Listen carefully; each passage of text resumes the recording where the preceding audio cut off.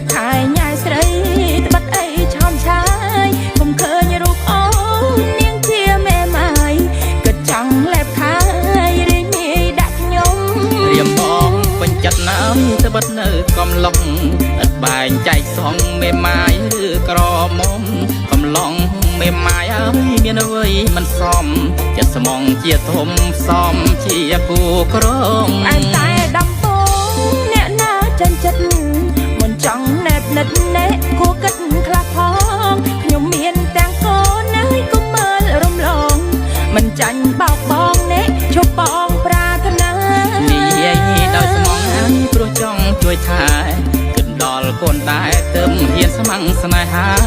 ឃើញកូនកំព្រៀងហើយពុំមានបៃតាចង់ជួយរក្សាធ្វើជាគូគំបានសំដីឃើញស្រីមេម៉ាយមិនមែនចិត្តងាយណែកុំមកយល់សព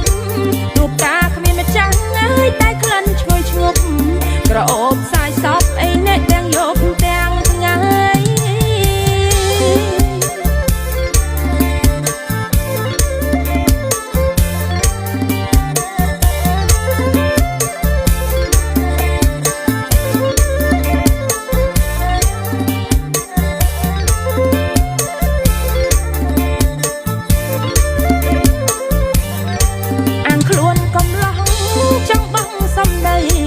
លេបខายញ៉ាយស្រី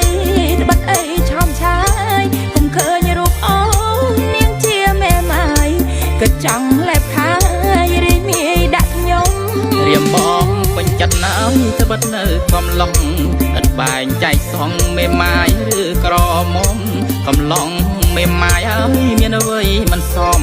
ចិត្តស្មងជាធំសមជាគូក្រងឯតែដំពងអ្នកណាចិនចិត្តចង់ណែបនិតណែគួរគិតខ្លះផងខ្ញុំមានទាំងកូនហើយកុំមើលរំលងមិនចាញ់បោកបងណែជប់បងប្រាថ្នានិយាយដោយស្មងហើយព្រោះចង់ជួយថែគិតដល់កូនដែរទើបហ៊ានស្ម័គ្រស្នេហាឃើញកូនកំព្រៀងហើយពុំមានបៃតាចង់ជួយរក្សាធ្វើជាគូគំគុំបានសំដីឃើញស្រីមេម៉ាយមិនមែនចិត្តងាយណែកុំមកយល់សពទូបការគ្មានម្ចាស់ហើយតែក្លិនឈ្ងុយឈ្ងប់